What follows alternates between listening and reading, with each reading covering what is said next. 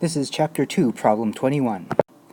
Problem 21 gives us an equation x equals ct squared minus bt cubed, and it tells us that x is in meters and t is in seconds, and it asks us the curious question, what do the units of c and b have to be?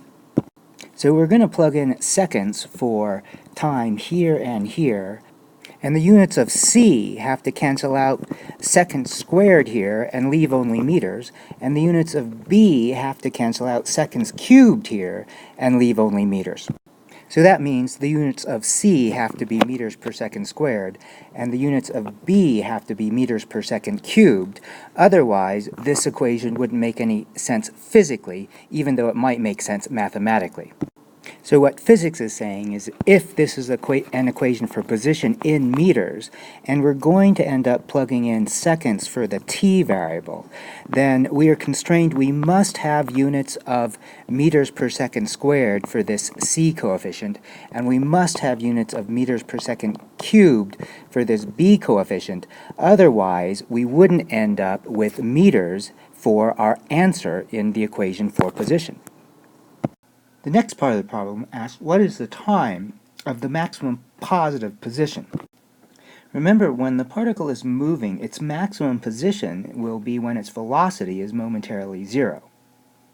So what we're meant to do is take the derivative and find the velocity equation. Using the power rule from calculus, the derivative of t squared is 2t, and I put the c in between them. The derivative of t cubed is 3t squared, and here I've written the 3 out in front of the b. In order to find the time of maximum position, I set this derivative, the velocity, equal to 0, and that's when the particle momentarily stops and then reverses direction. All that I have to do now is solve for t. So I'm going to add plus 3bt squared to both sides, and then I'm going to cancel out one of the t's.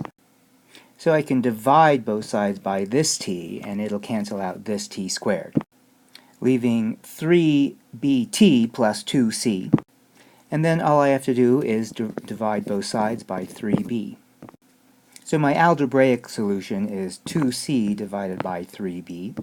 And they've given me that c equals 3 and b equals 2. So they've cleverly worked out the number so the actual numerical value of t is 1 second. So one thing to take away from this is that usually, or almost always, when something reaches a maximum position under acceleration, the velocity of the object at its maximum position is almost always momentarily zero. So one strategy for working these problems is setting the velocity equal to 0 and solving for time, and that will be the time of maximum position. The next part of the problem is what is the distance traveled between t equals 0 and t equals 4 seconds? And in order to solve this problem, we actually have to know the value of the maximum possible position. So we have to plug in numbers to our equation, setting c equals 3 and b equals 2, and we're going to plug in 1 second for t. And we get, not surprisingly, 3 meters minus 2 meters. Notice that if I have the proper units, I'm left with meters in my answer. So the maximum possible position is 1 meter for this equation. So remember, to find the distance traveled, distance is the number as read off by an odometer. So if you installed a little odometer onto the particle, how far would it have moved from t equals 0 seconds to t equals 4 seconds? And that's part C of the problem. So next I need to plug in 4 seconds and 0 seconds, and clearly at t equals 0 seconds, this equation is going to be 0. So the particle starts out at x equals 0, and plugging in 4 seconds, I get a pretty big number. Or actually a pretty big negative number. So at 4 seconds, it's minus 80.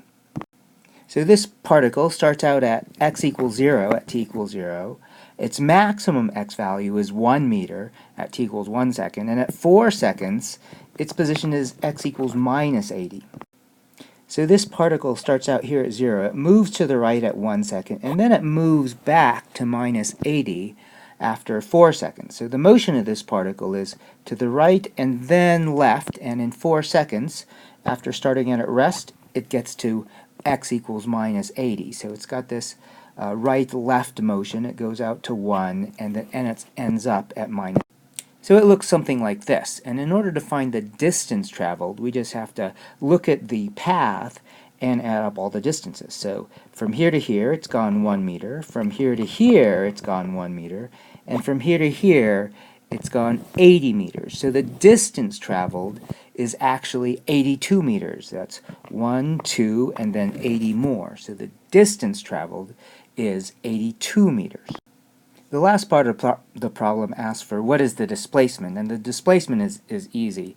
The displacement between 0 and 4 seconds is the particle starts out at 0 and ends up to the left 80 meters at the end of the 4 seconds. So during the 4 seconds, the displacement is just minus 80.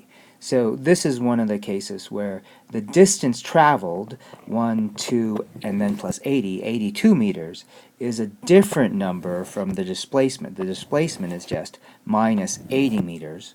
And notice the distance traveled and the displacement are generally different numbers if the object changes direction, which this object does.